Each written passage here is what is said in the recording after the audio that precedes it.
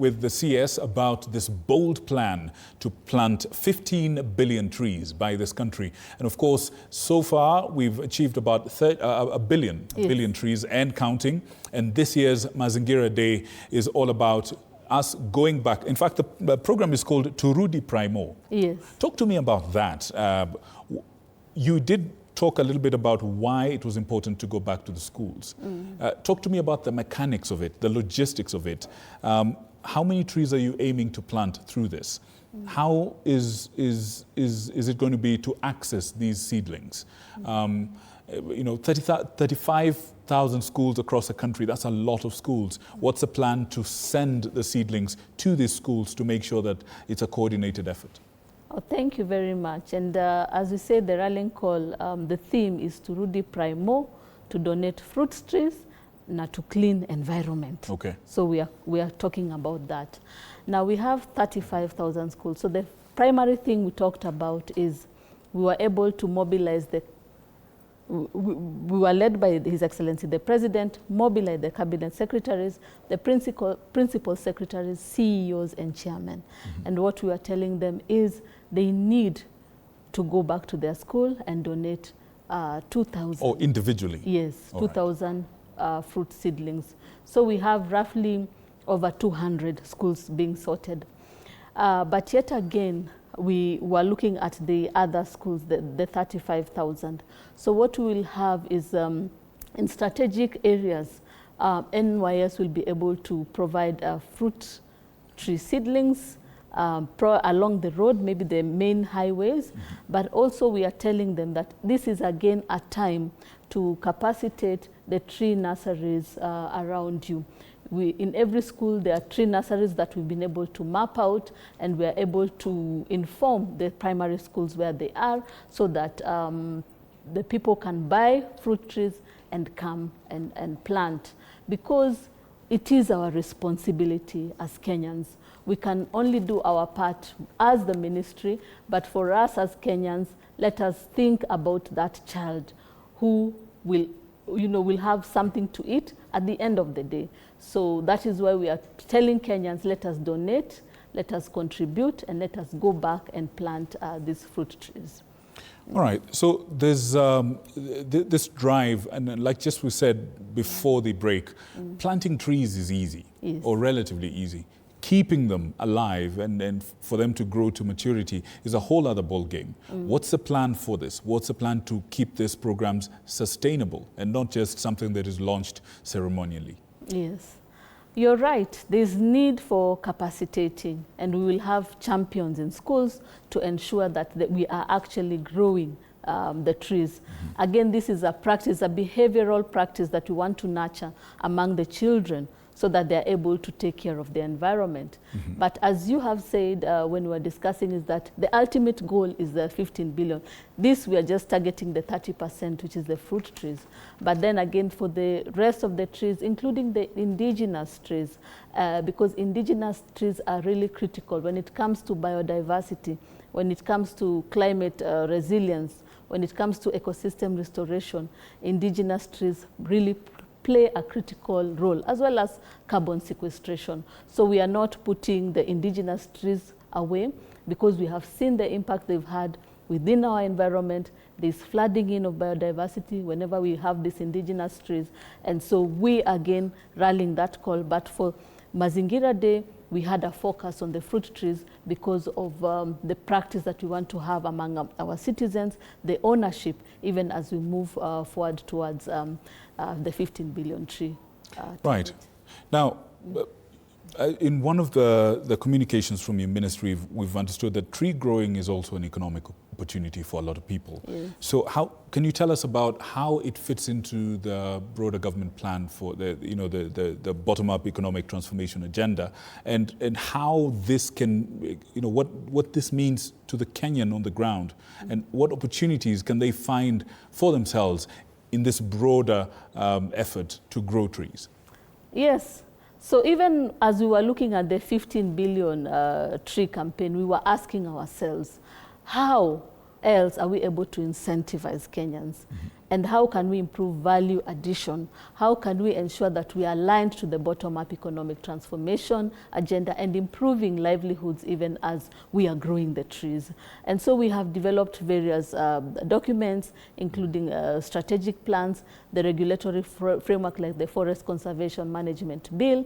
We've had strategies on bamboo, because bamboo has value addition, agroforestry strategy, commercial forest, among others. So these are again just the beginning of ensuring that we have the strategy, then we move to implementation, and that will have impact in the community, so that we will rally partners, private sector, again led by the ministry, to ensure that we are taking advantage of all this. Then we also have the RED Plus, which is how we people can again look into carbon credits, ensuring that they're getting carbon credits.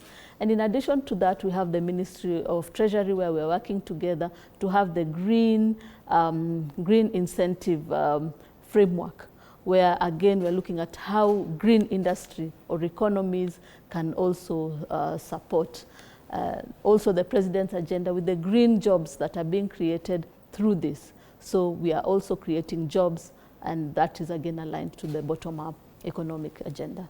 Right, and so for any young people who might be looking at this and listening to you and saying, hey, well, I want to take advantage of that, I want to be part of that, how can they reach out? How can they find opportunities for themselves in this broader plan? Yes, so there are many aspects where they can look into. Maybe I can start with the community-based initiatives. We have FLOCA. FLOCA is a financially led climate change action program, which is at county level. And at that level, then we're having community-based organizations coming in to support in matters climate change, including tree growing. But also for the 15 billion, we want to see how we can also, again, apart from producing our own seedlings, how can we get the community-based organizations and we can purchase the seedlings from them. So those that have been licensed, that way we can capacitate the women, the youth group to be able to get support from that area. All right. Yeah. People of TikTok, people of YouTube, I hope you're listening to this. If you want to take advantage of this, if you want to take part in this, then you have to get organized and take advantage of this and maybe plan. Yes, please. We didn't talk about waste management, which is actually again that's where I'm going next. Okay, right. You've read my mind. I know, apart from the going back to the primary schools to plant trees, and particularly fruit trees, the special emphasis there, there's also a plan to look after the environment through, cleaning up and waste and all that. Can you talk to us a little bit about the plastic ban that's been in effect for a while? How are we doing in terms of enforcing that? And where do we stand as a country in the fight against plastics and pollution in general? Okay, we continue to reinforce and ensure that there is compliance to the law. And this is especially because we are leaders, we call ourselves high ambitious countries, that we are rallying a call to ensure that we are looking at the full life cycle of plastics, and we are getting, we don't have plastics within our environments. So we are global leaders. You will see the platforms where His Excellency the President is talking to heads of states across the globe, talking about the same. Again, the plastic treaty, which Kenya is really pushing for us to have as a globe. And that again brings in the leadership component, bearing in mind that we were able to ban plastics, single-use plastics in Kenya. But despite that, there's a lot we can do in waste management, and a lot we've done. For instance, the Sustainable Waste Management Act, the Extended Producer Responsibility Regulation, which is really critical to ensure that producers are tasked to take care of the waste that they produce. Previously it was a linear economy where you just threw. You could find bottles in the rivers everywhere. No one cares. You're producing, you just come and tell us, oh, I produce 1 million bottles of soda, but we don't know where the plastics are. they're ending in the land, they're ending in the rivers, and they're causing pollution. And so now there's a rallying call that producers must be responsible for the waste that they produce, yeah, the full life cycle. And you know, that way, the contributions that they have will be able to support waste pickers, will be able to support circular economy, and ultimately it will feed into the bottom-up economic transformation agenda. So we are looking at that, waste management, segregation from source, transportation, again strengthening that, and that the material recovery facility, we can be able to have like the biodegradable waste, so which is around 60 to 70% being changed to fertilizer and being utilized, and then the plastics, which again can be recycled back, so that we don't have any waste being piling up within our environment. Right. But Waziri, enforcement of, let's say, you know, for example, with the producers and everything, the enforcement on particularly the issue of single-use plastics has been quite a difficult thing.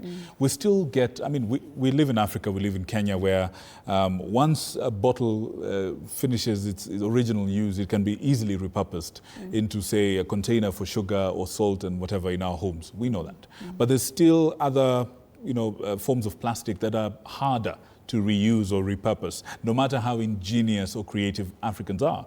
For instance, the wrappers from sweets or from biscuits or from sanitary products, for instance. What's the strategy there? Because a lot of people feel that yes, the act is is brilliant, the plan is brilliant, but there's some glaring loopholes that still allow our environment to be polluted by these plastics. What's the plan for that? Yes, so we are reviewing. We are giving alternatives that are biodegradable to ensure that. But there's need to have a just and a seamless transition, because during that time there could be loss of jobs and a lot of wrangles may occur at that time. So yet again, what we are saying, yes, we have the regulations in place. We are looking at best practices across the globe, especially the high ambitious countries, what have they been able to do, and then contextualizing it to our setting and seeing how we can implement. Yeah. Right. Now, the Nairobi River regeneration is in focus once again. Would you care to give us an update? How's that going? People are really excited about that. Yes, it's brilliant. We are really impressed at His Excellency the President's agenda in terms of restoring the Nairobi River. And we've seen quite a tremendous transformation in that aspect. You can imagine how sewer systems were pouring into that, and a lot of outbreaks, like cholera outbreaks, used to occur because of that, and the pollution was, at another level. But again, this is a call, and it's causing us to be champions when it comes to urban river restoration. And we believe this is just the beginning, the scaling up to other urban rivers, the Nairobi Dam, and among others. We are looking at that so that we can have our environments clean, healthy, and safe. All right. I can see Nathan Sankale on YouTube is saying planting trees is not the challenge, but maintaining the same. And I believe that's something you've addressed. Silas Udan says they would like the government to be able to address this matter. You're not very clear, Silas. Juma Ibrahim is asking a very relevant... Juma, please get serious. This is a serious conversation. Dominic Kibet says the issue is not planting. What are we going to do? I believe it's the same thing. And he says he went to Chepalungu Forest and some of it had dried up, and he's really concerned about that. But here's another question, and this a gentleman or a lady is asking about Karura Forest. Would you care to clarify? I mean, there's quite a few people and there's lots of likes on that question. Would you care to give us some clarity on what's happening in Karura Forest? The people who frequent it have noticed some changes. What is the... Could you speak against all the rumors and all the everything? What's the position on Karura? We continue to co-manage the Karura Forest with the Friends of Karura. We have frequent meetings. Currently, if you go to Karura Forest, you will find everything is well.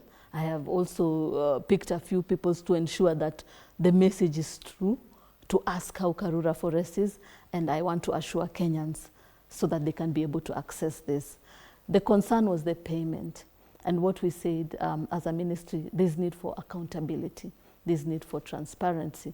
There was a call by the president that everyone must pay through eCitizen, right? Any national government program organization should pay through that. When I was in health, we transitioned when I came, I realized that why isn't the Karura Forest being moved into the eCitizen? But we want to assure Kenyans that now that we are there, there's accessibility, the staff there are being paid, we have not fired anyone, we have the same management system, and we are continuing to consult and engage to ensure that Karura Forest is safe for Kenyans and they're able to enjoy the ambience and the nature that we see in Karura Forest. Is there an assurance that the system will work properly? Absolutely. I say this because a lot of Kenyans have had difficulties with the eCitizen system. Sometimes the payments are not going through and you're left frozen at the entrance.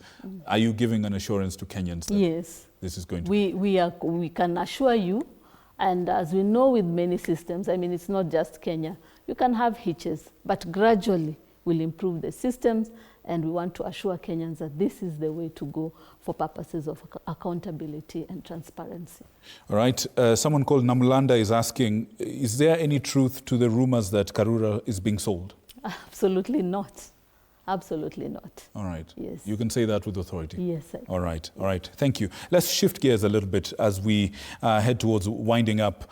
Zambia right now is going through an environmental disaster. There's a big mining industry that released dangerous chemicals into a major river, and now tens of thousands of people downstream are affected. In Kenya, we've had the issue down on the coast with the Owino Uhuru and some of the extractive activities or whatever industrial activities affecting the environment. Can you talk to Kenyans about whether your ministry and this government will be able to stand up for them against big organizations that perhaps pollute the environment? Absolutely. So we have the regulations, we have the law, we have the technical experts to review this. Public participation, again, is critical in the process whenever we have all these projects going on. And analysis, we engage with the parliament, they oversee. So there's a lot of components that are looked into before such projects are gotten into. And we want to encourage Kenyans, when you're out there and you have any concerns, kindly reach out to us, reach out to NEMA, and we'll see how to support. So when things go wrong, the government will stand up for the people? Yes, absolutely. All right. Now, Mazingira Day, a lot of young people are listening to you right now. If you were to tell them one thing about Mazingira Day, which is coming up in about 48 hours, what is that one thing that you'd like Kenyans, particularly young Kenyans, to know and to do about Mazingira Day? There's your camera. Speak to the people. So about the Mazingira Day, what I want to tell Kenyans, especially the youth, is that every tree that you plant matters. This time around, we're looking at fruit trees. Every fruit tree in a school will feed millions or maybe hundreds of children in that school. Let me say hundreds of children in that school. So know that every fruit tree that you'll plant will be able to ensure that no child sleeps hungry. So let us go back to school, let us donate fruit trees, let us contribute in terms of resources, 100 shillings, 150 shillings, and so on, and let us go back and plant the fruit trees. Secondly, let us go and clean up our schools. This is a message that we'll be giving our young ones as we nurture them into growing to become responsible citizens of Kenya, to ensure that the environments are clean, healthy, and safe, and also to ensure that we have a good economy. We're dealing with climate resilience. We are also restoring our environment and ensuring that everyone has a clean, healthy, and safe environment. Thank you. All right. Thank you, Madam. Ladies and gentlemen, this has been Madam Deborah Mulongo, who's the Cabinet Secretary in charge of environment, climate change, and other things. And she's been talking to us specifically about Mazingira Day, which is not just another day on the calendar, but something absolutely very, very important. Thank you, Madam, for your time and for your insights. It's been an honor to have you. Asante. Asante. Now,